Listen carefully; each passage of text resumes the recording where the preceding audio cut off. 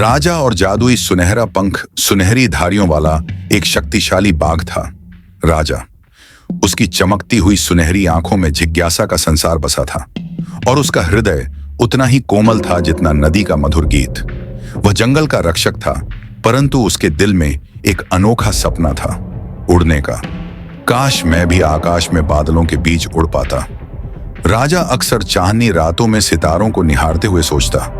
पक्षियों को ऊंचाइयों में मंडराते देखकर उसका मन रोमांच से भर जाता, परंतु वह जानता था कि बाघ कभी उड़ नहीं सकते, या क्या सच में नहीं डिडीएच सकते।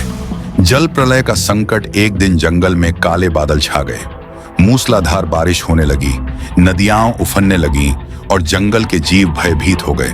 धीरे धीरे पानी बढ़ने लगा और राजा को एहसास हुआ कि अगर कुछ नहीं किया गया तो उसका सुंदर जंगल बाढ़ में डूब जाएगा। राजा ने हर किसी की मदद करने की ठानी, परंतु बहुत सारे छोटे जीव और पक्षी ऊंचे पेड़ों तक नहीं पहुंच पा रहे थे। वह सोचने लगा, काश मैं उड़ सकता तो मैं इन्हें बचा पाता। जादुई सुनहरा पंख तभी एक तेज चमकती हुई चीज पानी के बहाव में बहती आई। वह एक सुनहरी चमकदार पंख था, जिसे छूते ही राजा को एक ऊर्जा का एहसास हुआ। हवा में एक मधुर आवाज गूंजी, अगर तुम अपने दिल से विश्वास करो तो यह पंख तुम्हें उड़ने की शक्ति देगा। राजा को यकीन नहीं हुआ, क्या सच में ऐसा हो सकता है? उसके मन में संदेह था, परंतु जब उसने जंगल के डरे हुए जीवों की ओर देखा तो उसका दृढ़ संकल्प जाग उठा। उड़ान की शक्ति। राजा ने अपनी आंखें बंद की और अपने हृदय पर विश्वास किया। जैसे ही उसने पंख को मजबूती से थामा, एक गर्म रोशनी उसके चारों ओर फैल गई और देखते ही देखते उसके पंजे जमीन से ऊपर उठने लगे। वह उड़ रहा था।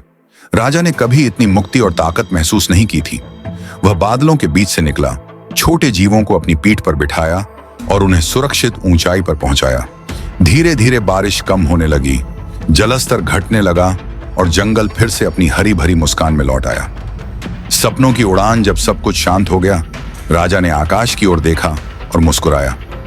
उसने सीखा कि असली जादू बाहरी चीजों में नहीं, बल्कि हमारे आत्मविश्वास और साहस में छिपा होता है। अब राजा केवल जंगल का रक्षक ही नहीं था, बल्कि वह आसमान का योद्धा भी बन गया था, जो अपने सपनों पर यकीन करने की शक्ति जान चुका था।